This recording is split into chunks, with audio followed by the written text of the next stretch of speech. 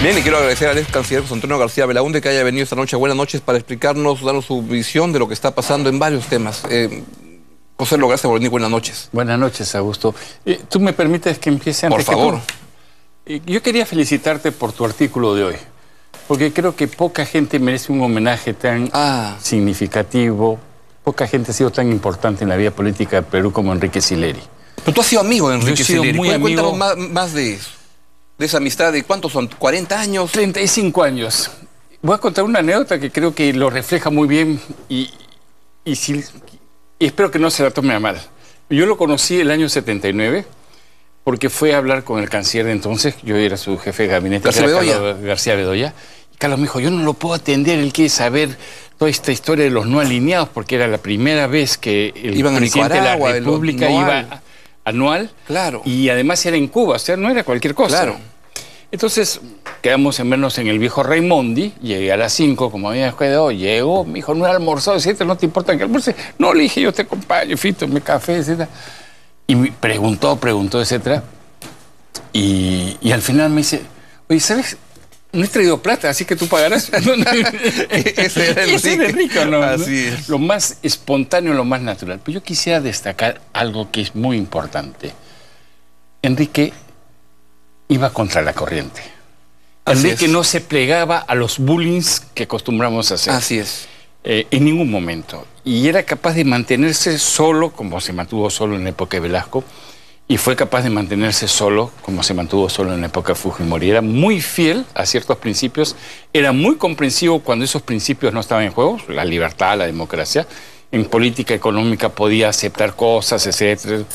Pero en lo suyo, en lo que eran los principios básicos, constitutivos a lo que hace una sociedad, era impecable e implacable. Sin duda. Lo demás era muy buen amigo, de muchos años. Yo no he sido su amigo, pero nos hemos tenido tantos contactos por el trabajo, y en los últimos años más, que era con quien se podía discrepar, inclusive hasta en la revista tirarse puyazos, y sin embargo en el contacto personal, sin duda. Tú sabes que una vez estábamos en Cerro Azul, ¿no? Y me dice, ¿y esas gaviotas tienen el pico rojo? Sí, le digo, tienen el pico rojo. Entonces son la Hamilton. Sí, le digo, ¿y cómo sabes tú tanto? Bueno, es que yo soy miembro de la sociedad de los observadores ciegos de pájaros. Me veía muy mal, Enrique. Claro, y ayer se veías el ataúd estaba en la sala, en la parte de las salas, pero en la mesa de entrada había hay una mesa redonda con libros, y había un montón de libros de pájaros. Sí. Justamente, que a él le gustaba ver mucho. Pero era ciego.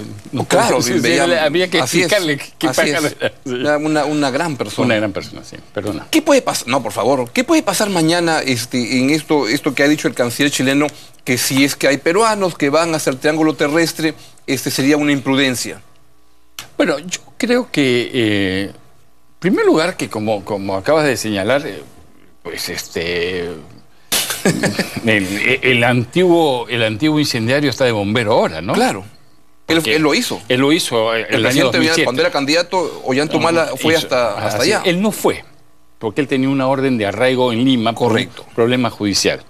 Pero su gente, él convocó y su gente fue.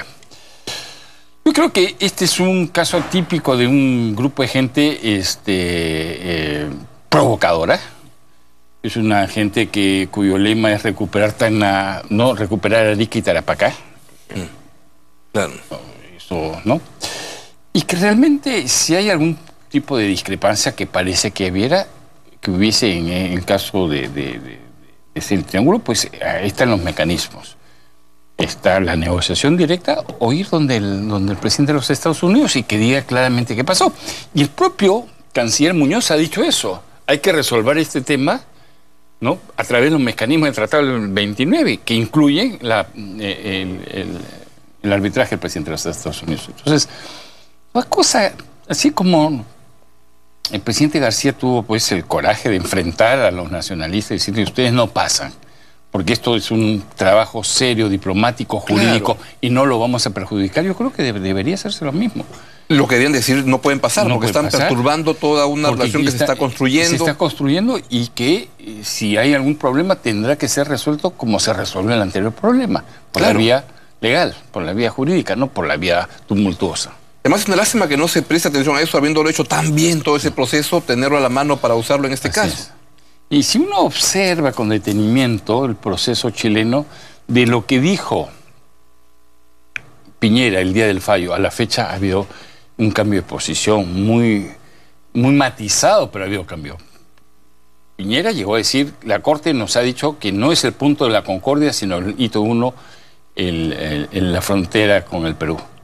Ahora están diciendo que no, que en realidad no hay una discrepancia y las discrepancias hay que resolverlas. Claro. O sea, ya no está tan convencido que la Corte les ha dicho eso. Entonces sí, yo creo que no debemos exacerbar, no ganamos nada. Se está perturbando un poco la relación luego de haber pasado lo más importante, que era lo del fallo de la Corte de La Haya. Se está en estos días enlodando un poquito. Confieso que a mí la idea de que un canciller convoque a tanta gente al proceso de toma de decisiones en política exterior no me convence. Y eso es lo que he observado en el caso del canciller de Chile. Porque lo empiezan a uno a amarrar. Si uno dice, vengan los parlamentarios a ver qué piensan, y vengan los cancilleres, al final, ¿no?, va a predominar posiciones muy rígidas, muy altisonantes, quizás muy conflictivas.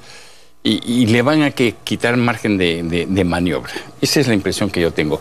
Que hay mucha gente participando en el proceso de toma de decisiones en política exterior, y eso no es bueno. ¿Y ante eso qué debería hacer el Perú? Observar nomás, observar nomás. El Perú tiene sus papeles en orden, tiene su posición muy clara, etcétera. ¿La presentación del mapa que ocurrió la semana pasada fue un acierto o fue algo...? No, sí, había que hacerlo. Había que hacerlo, sí. Yo no creo que estuvo mal eso. Y casi que la relación con Chile como que anda siempre con altos y bajos, ¿no? Como que es una constante. Yo creo que la relación con Chile tiene cuerdas separadas de verdad. Es cierto. Hay un aspecto que hace a los símbolos, por llamarlo, ¿no?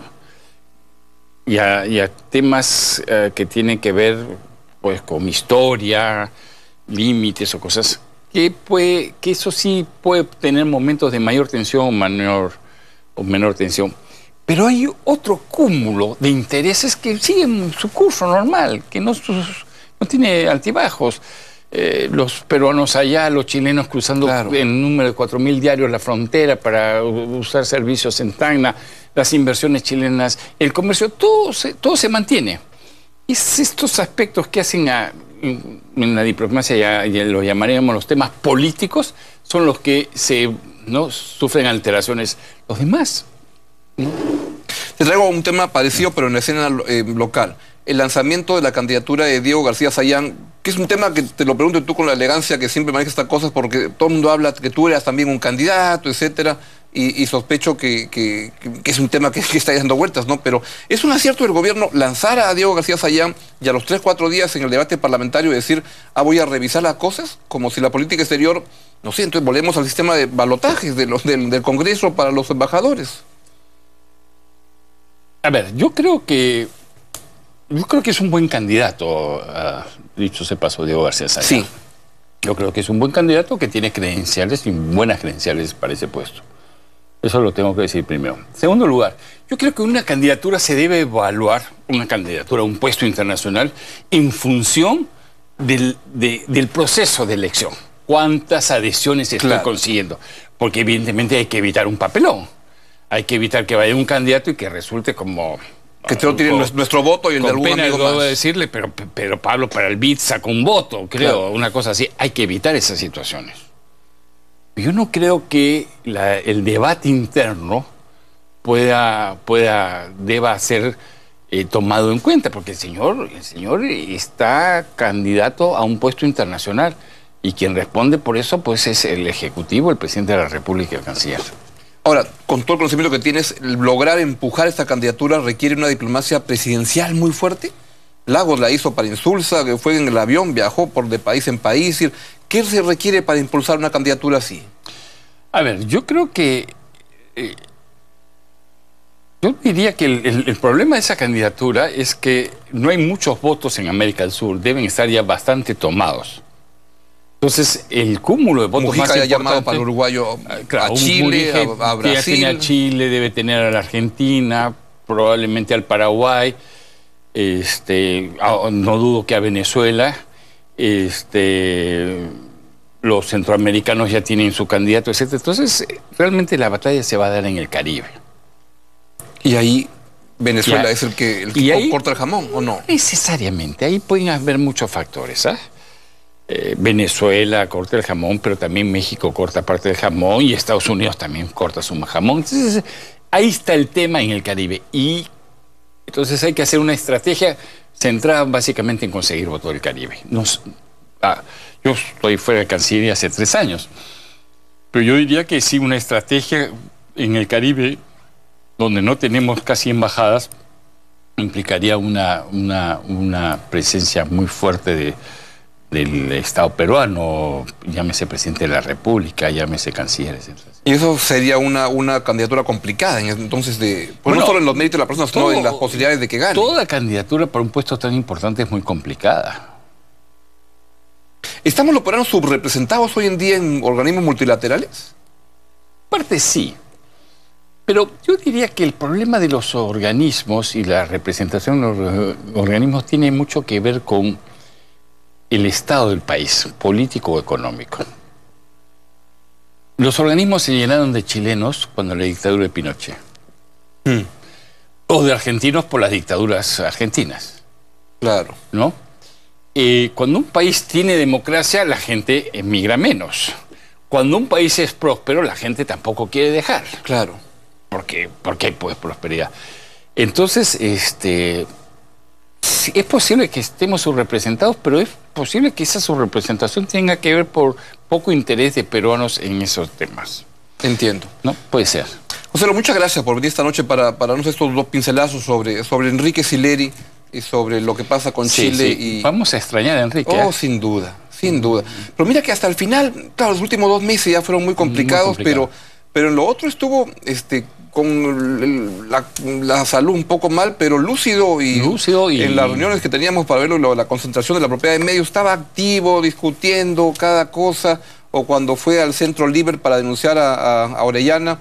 Me da gusto verlo a él a sus 80 años, con su enfermedad y todo, con chicos de 20, 25 años que también habían sido denunciados igual que él, y él seguía ahí militando. Una de sus virtudes era una capacidad para conectar con la gente joven. Sin duda. Impresionante. Sin duda. Yo era amigo de ellos, pero mis hijas también eran muy amigas de él. Así es. José, muchas gracias por estar esta noche. Un gusto tener siempre en el programa. Vamos a una breve pausa y venimos para un debate parlamentario para entender qué pasó hoy en el Parlamento y qué pasará a partir de ahora. Luis Galarreta, Alejandro Aguinaga y Santiago Gastañaví nos van a dar sus posiciones en ese tema. No se mueva, viene muy interesante.